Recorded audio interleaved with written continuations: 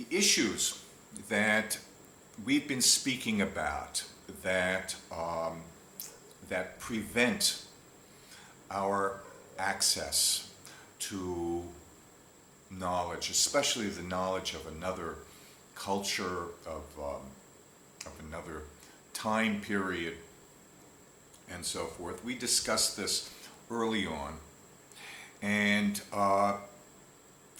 I think that you can see that there are metapolitical implications, not necessarily partisan political, which side is right or which policy is correct.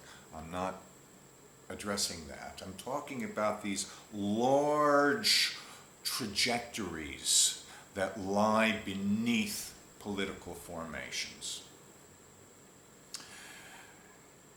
We can see just from the last few years, and especially the last few months, how things happen probably not so much differently than they've ever happened before, except in scale.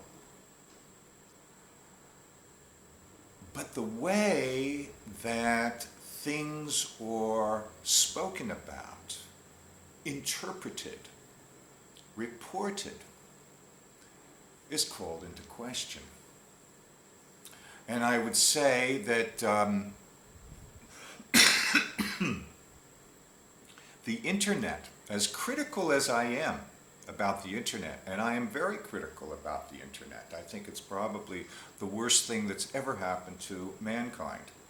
But as critical as I am about the internet, it's only because of the internet, I would say in the last dozen years, that we can have a gauge on just how much speech has been corrupted, just how much the formulations, the articulation of events can be twisted. It's probably because of the internet that we are able to gauge the scale of all of that. The metapolitics underneath it are nothing new. We saw this in full force in the 19th century. We saw the British Empire, and to a lesser extent the Americans and the Germans and the French and Spanish and Portuguese, representing the cultures of their colonies, and especially the culture of India. Now, this was not just because they could do it. They weren't doing this as a factor of ego. This was part of an overall colonial strategy and political strategy. So we have a study, an entire study of a culture, of a civilization, that is being informed and guided by factors other than the desire to know and the desire to obtain knowledge. Now, one very curious result of this that I think that we can see clearly today is that if you would study the British and especially German and American study of India in the 19th century, and the conclusions that were made about Indian history and about Sanskrit language, you'll find that the Russians are almost completely ignored.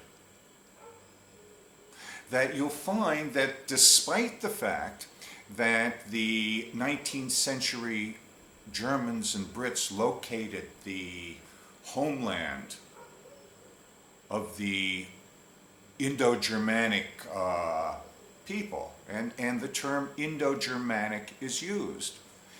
In the Oxus River Valley, which is Kazakhstan, I believe, these days, just north of Afghanistan, somehow the movement of Sanskrit seemed to evade all of the Slavic people and move straight to Germany. Now, my conclusion,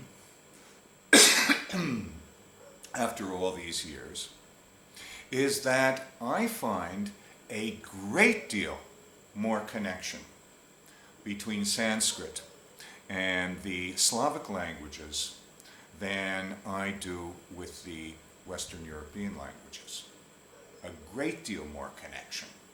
The cognates, the number of cognates, and in the extreme, the Lithuanian language is indisputably the closest non-Indian language to Sanskrit of all languages, where I believe there's a 75% of the vocabulary has some sort of cognate with Sanskrit. So this informs us of what stands in front of us when we want to have access to something as sublime as the compositions and the thinking and the great minds of Kashmiri Shaivism. Kashmiri Shaivism actually doesn't really exist, as it were, in that way. In the same way that we have basically constructed a Hinduism, we've constructed a Buddhism, we have constructed these religions that actually do not resemble the people and the people's ideas and faith to whom have the religion. In other words, that Hinduism and Buddhism are basically defined by 19th century post-Enlightenment categories that relate little to what they're actually describing. And I would say that we run a similar risk when we look at Kashmiri Shaivism.